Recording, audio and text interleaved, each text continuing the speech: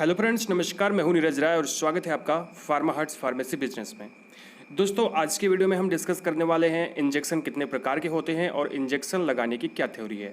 Video की शुरुआत करने से पहले दोस्तों मैं आपको एक बार सचेत कर देता हूं कि कोई भी इस तरह का काम आप बिना किसी की देखरेख में मत करें। जब भी आप ये काम सीखने जाते हैं, खास करके इंजेक्शन लगाने का काम जब भी आप सीखने जाते हैं, तो केवल थ्योरी के बेस पे आप इंजेक्शन ना लगाएं। उसके लिए आपको प्रैक्टिस करनी होती है और वो प्रैक्टिस आप किसी जानकार और किसी की देख रेख में ही करें। दोस्तों, चलिए आज के वीडियो की शुरुआत करते हैं और आज के वीडियो में हम बात करेंगे केवल इंजेक्शन्स के बारे में और वो कहाँ लग सकते हैं और कैसे लगते हैं। बेसिकली आज के वीडियो में हम 4 इंजेक्शन के बारे में बात करेंगे। थोड़ा सा अब इंजेक्शन के बारे में कुछ भी बताने से पहले अगर हम बात करें कि इंजेक्शन के माध्यम से, सुई के माध्यम से हमें जो मटेरियल्स दिए जाते हैं वो क्या होते हैं दोस्तों, वो होते हैं पेरेंटल प्रोडक्ट। एक्चुअली अगर हम पेरेंटल प्रोडक्ट्स की बात करें तो यहाँ पे कुछ फिगर आप देख रहे हैं। यहाँ पे ये चीज़ आपकी एम्पुल है और यहाँ पे वाइल्स हैं, ठीक है। इसमें इंजेक्शन्स आते हैं। एक्चुअली पेरेंटल क्या होते हैं इसके बारे में जानना हमारे लिए बहुत ज़रूरी होता है। जैसे कि जो भी दिए जाते हैं हमारी बॉडी के अंदर, जो भी ड्रग्स इंजेक्ट की जाती हैं, वो स्टेराइल सॉल्यूशन होते हैं या सस्पेंशन होते हैं किसी भी ड्रग के, जो कि ऑयली और एक्वस वेहिकल में बनाए गए होते हैं। कुल मिला के इतना समझ लीजिए कि जितने भी पेरेंटल प्रोडक्ट होते हैं जो हमें इंजेक्शन के माध्यम से लेने होते हैं, वो एक प्रकार के स्टेराइल प्रोडक्ट होते हैं। स्टेराइल का मतलब होता है कि उसमें भैया माइक्रो ऑर्गेनिज्म नहीं रहेगा, मतलब सूक्ष्म जीव नहीं रहेगा किसी भी तरीके का, ना ही कोई दूसरा मटेरियल रहेगा जो कि ठोस होगा, ठीक है। तो उसके बाद ये ऑयली मेनली जो होता है ये ऑयली सस्पेंशन के फॉर्म में आता है, मतलब तेलीय फॉर्म में आता है। और ये बनाया इसलिए जाता है, देखो कई कारण होते हैं पेरेंटल प्रोडक्ट को बनाने के लिए, ये जो इंजेक्शन लगता है उसको बनाने के लिए। जैसे या तो जो ड्रग है वो बहुत ही नॉजियस है, जो इरिटेशन काज करेगी, अगर उसे ओरल लिया जाएगा तो वो इरिटेशन काज करेगी, ठीक है। या फिर दूसरा कारण हो सकता है कि पेशेंट जो है वो अनकॉन्शियस है, मतलब वो मूर्छित है, बेहोश है, तो ऐसी कंडीशन में उसे ओरली कुछ खिलाया नहीं जा सकता, माउथ के द्वारा कुछ नहीं खिलाया जा सकता, टैबलेट कैप्सूल कुछ भी, ठीक है। तो वहाँ पे जो है यूज किया जाता है आपका पेरेंटल ड्रग या पेरेंटल प्रोडक्ट। देखिएगा यहाँ पे होता क्या है कि और तीसरा जो कारण है वो है कि रैपिड एक्शन के लिए, जैसे बहुत जल्दी एक्शन अगर चाहिए किसी भी ड्रग का, तो उसे भी हम पेरेंटल रूट से दे सकते हैं, ठीक है। अब पेरेंटल रूट कई प्रकार के होते हैं और एक्चुअली अगर मैं बात करूं पेरेंटल का मतलब क्या होता है, तो पेरेंटल का मतलब होता है बियॉन्ड द इंटेस्टाइन, मतलब इंटेस्टाइन को छोड़ करके डायरेक्टली ड्रग जो है वो ब्लड में पहुंच जाए। जब हम इंटेस्टाइन से कोई ड्रग पहुंचती है जो हम ओरली लेते हैं तो उसका एब्जॉर्प्शन होता है, ठीक है। एब्जॉर्प्शन मतलब अवशोषण होता है, तो उसमें समय लग जाता है, तो इसलिए इसका उपयोग किया जाता है, ठीक है।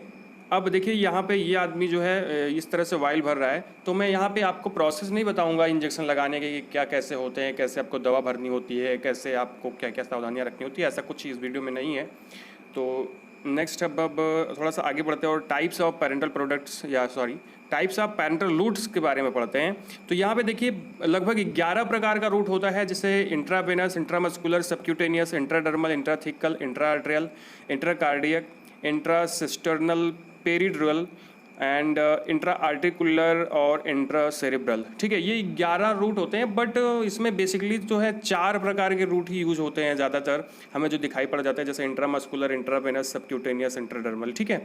बाकी ये आपको अक्सर मिल जाएंगे, छोटे मोटे हॉस्पिटल में मिल जाएंगे। बाकी जो होते हैं वो उसके लिए प्रोफेशनल्स चाहिए और उसको हम ऐसे आपको नहीं बता सकते, उसके लिए किसी न किसी प्रोफेशनल का होना ज़रूरी है। तो अगर हम आगे थोड़ा सा बढ़ते हैं और देखते हैं कि एंगल्स जो होते हैं, देखो मैं इस वीडियो में मैंने 4 बेसिक कुछ रूट्स चूज किए हैं जो इंजेक्शन होते हैं, जिसमें इंट्रामस्कुलर, इंट्रावेनस, सबक्यूटेनियस और इंट्राडर्मल है, ठीक है। इन्हीं के बारे में देखेंगे। तो यहाँ पे आप एंगल देख सकते हैं, ठीक। ये एंगल मैंने ऐसे भी लगा दिया है देखने के लिए, बाकी आगे मैं आपको बताऊंगा कि कितने एंगल पे कौन सा इंजेक्शन लगता है। जैसे आप देखिए पहला जो आपका है इंट्रामस्कुलर, दूसरा सबक्यूटेनियस जो कि 45 डिग्री पे है, उसके बाद आगे आपका इंट्रावेनस है और फिर इंट्राडर्मल है। तो ये समझने से पहले ये चारों इंजेक्शन हमारी बॉडी के अंदर कैसे लगते हैं, हमें अपने स्किन की जो लेयर्स होती है उसके बारे में जानना ज़रूरी है, ठीक। तो देखिए अब आपकी जो बॉडी है, जो त्वचा है, उसका जो लेयर है वो कैसे है। सबसे ऊपर आप में होता है, यहाँ पे फिगर में देखिएगा, सबसे ऊपर आपकी होती है एपिडर्मिस, ठीक है। यहाँ पे ध्यान दीजिएगा, आपकी सबसे ऊपर जो होती है त्वचा वो होती है एपिडर्मिस, और फिर होती है डर्मिस, और फिर होता है हाइपोडर्मिस, ठीक है। हाइपोडर्मिस के नीचे जो है वो एक्चुअली होता है मसल्स, मांसपेशियाँ होती हैं, अब देखिएगा यहाँ पे जो एपिडर्मिस, आप ध्यान दीजिए, एपिडर्मिस में डेड सेल होती है, तो यहाँ पे बहुत ज़्यादा कोई इंजेक्शन नहीं लगता है। दूसरी लेयर होती है डर्मिस, जो कि पतली होती है, और यहाँ पे आपका इंट्राडर्मल जो इंजेक्शन होता है डर्मिस में लगता है, ठीक है। अच्छा, डर्मिस के नीचे और हाइपोडर्मिस के ऊपर या उसी के बीच में कहीं भी आपकी आर्टरीज और बेन्स होती हैं, तो वहाँ पे जो बेन्स होती हैं वहाँ बेन्स में आपका इंट्रावेनस इंजेक्शन लगता है। उसके बाद सबसे नीचे जो है स्किन के सबसे नीचे, एक्चुअली जो स्किन है, मैं यहाँ पे मसल्स की बात नहीं कर रहा हूँ, स्किन के जो सबसे नीचे भाग होता है जिसको हाइपोडर्मिस बोलते हैं, उसे सब क्यूटेनियस लेयर भी बोलते हैं। और सब क्यूटेनियस लेयर में आपका सब क्यूटेनियस इंजेक्शन लगता है, ठीक है। सब क्यूटेनियस इंजेक्शन लगता है यहाँ पे, एक्चुअली यहाँ पे, ठीक, इस जगह पे।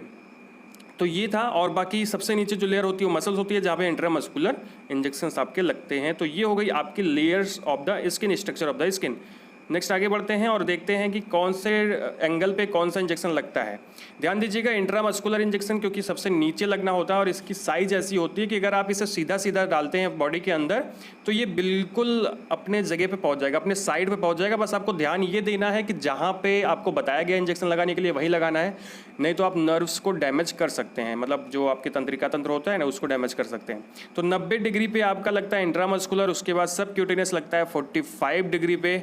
इतना आपको ध्यान रखना है कि जब इंजेक्शन आप जो लगा रहे हैं आपको पूरा का पूरा इंजेक्शन इंसर्ट करना है बॉडी के अंदर, और उतने ही एंगल पे इंसर्ट करना है जितना आपको बताया जाता है।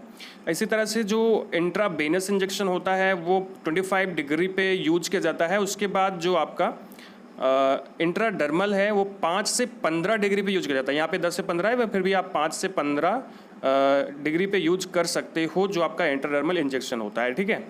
देखिए यहाँ पे भी आपकी लेयर्स दी गई हैं, जैसे पहली है एपिडर्मिस, तो एपिडर्मिस के बाद है डर्मिस, और डर्मिस के बाद है आपकी सबक्यूटेनियस टिश्यू, और नेक्स्ट है आपका मसल्स। तो ये 4 प्रकार के इंजेक्शन हम आपको बता रहे हैं। चलिए थोड़ा सा डिटेल में देख लेते हैं कि इंट्रावेनस, सबक्यूटेनियस, मस्कुलर और इंट्राडर्मल इंजेक्शन जो होते हैं उनके बारे में, कि वो कहाँ लगते हैं और क्या होते हैं। ध्यान से देखिएगा, मैं आपको ज़्यादातर फिगर दिखाऊंगा, ज़्यादा कुछ मैं बात नहीं करूँगा, ज़्यादा कुछ बताऊँगा नहीं। फिगर आप ध्यान से देखिएगा तो आपको समझ में आएगा।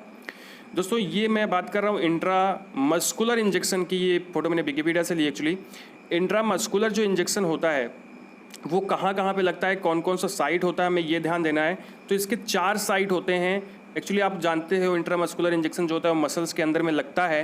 तो इसके जो मेन साइट्स हैं क्या हैं, 4 साइट्स हैं, जिसमें पहला है आपका deltoid muscles of the arm, दूसरा है मसल्स ऑफ द थाई, ठीक है, थाई में लगता है। और फिर आपका जैसे वेंट्रोग्लूटियल मसल्स होती हैं हिप में, वहाँ पे लगता है। और डॉर्सो ग्लूटियल मसल्स, खास करके ग्लूटियल मसल्स पे आपका, हिप की बात करूँ तो वहाँ पे ग्लूटियल मसल्स में आपका लगता है, वो चाहे वेंट्रो या डॉर्सल। तो यहाँ पे फिगर आप ध्यान से देखिएगा, आपका पहला जो फिगर यहाँ पे दिखाई पड़ रहा है वो है आपकी डेल्टॉइड मसल्स, यहाँ पे इंजेक्शन लगाया जा सकता है।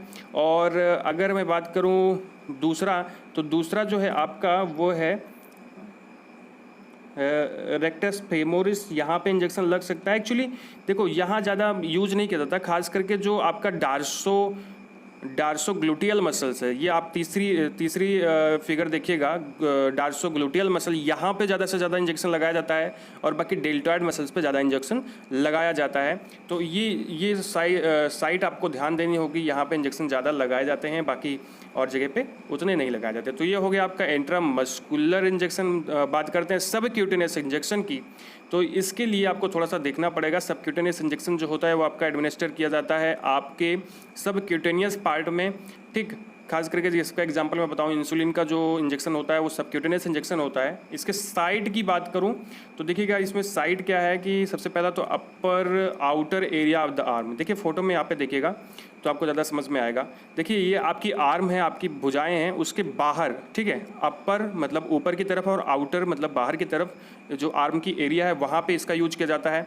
दूसरा जो साइट है इसका वो है the front end outer side of thighs. देखिए अगर सामने से देखते हैं तो आउटर साइड जो है थाई की, वहाँ पे इसका यूज किया जा सकता है। एब्डोमेन के ऊपर यूज किया जा सकता है, आप ध्यान से देखिएगा। Expect for 2 inch area around the naval, ठीक, मतलब आपकी नाभि के चारों तरफ इसका जो 2 इंच का एरिया है उसको छोड़ के इसका यूज किया जा सकता है। उसके बाद आपका जो तीसरा इसका पार्ट है, अगला जो है चौथा जो है, वहाँ पे आपको कहाँ लगा सकते हो, the outer area of the हिप्स, ठीक है। तो उसको आप लगा सकते हो आउटर एरिया ऑफ हिप्स पे। उसके बाद द अपर हिप पे आप इसका यूज कर सकते हो, ठीक है। बैक पे भी इसका यूज किया जाता है, मतलब जो आपकी बैकबोन होती है उसके दोनों तरफ हम इसका यूज कर सकते हैं अगर व्यक्ति थोड़ा सा हेल्दी है तो।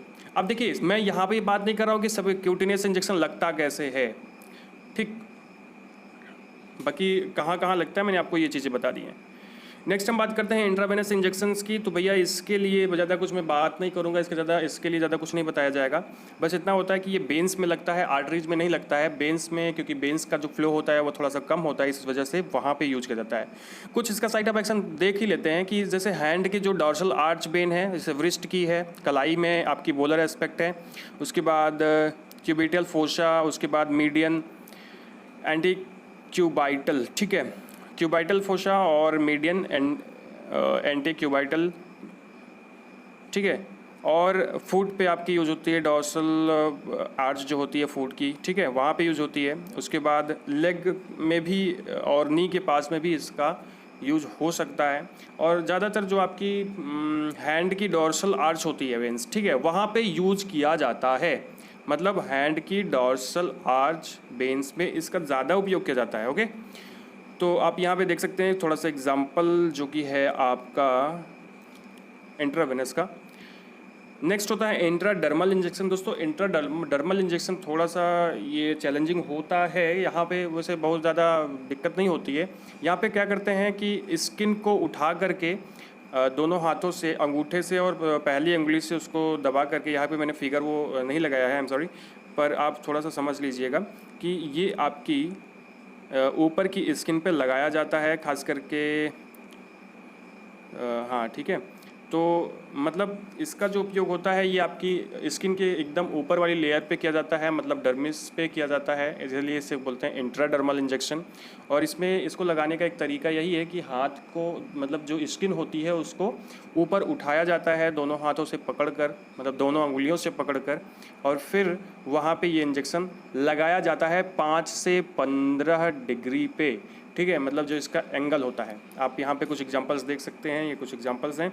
और बाकी ये था आपका चारों इंजेक्शन जो कि होता है, और इसमें कुछ चीज़ों का हमने साइड ऑफ इंजेक्शन बताया, कहाँ पे वो इंजेक्शन लगता है और क्यों जो है उसका उपयोग किया जाता है। बाकी नेक्स्ट वीडियो हम जल्दी से लेकर के आएंगे जो कि प्रैक्टिकल बेस्ड वीडियो होगा, और वहाँ पे आपको ये बताया जाएगा कि भैया कैसे इंजेक्शन लगाया जाता है, क्या तरीका है इंजेक्शन लगाने का। और अगर आपको ये वीडियो अच्छा लगा हो, सही लगा हो, तो चैनल को सब्सक्राइब कर दीजिएगा, वीडियो को लाइक कर दीजिएगा, शेयर कर दीजिएगा अपने फ्रेंड्स के साथ, लोगों के पास, जिससे उनको चीज़ों को पता चले। और फिर से मैं आपको लास्ट में एक बार कहूँगा कि किसी भी थ्योरेटिकल ज्ञान के बेस पर आप प्रैक्टिकल ना करें बिना किसी की देख रेख में, नहीं तो फिर आप किसी की ज़िंदगी के साथ खिलवाड़ कर सकते हैं। दोस्तों कहूँगा कि जब भी आप इंट्रावेनस इंजेक्शन लगाएं तो बिना किसी के देख रेख में ना लगाएं। तो बहुत बहुत धन्यवाद आपका वीडियो को लास्ट तक देखने के लिए और सब्सक्राइब करने के लिए।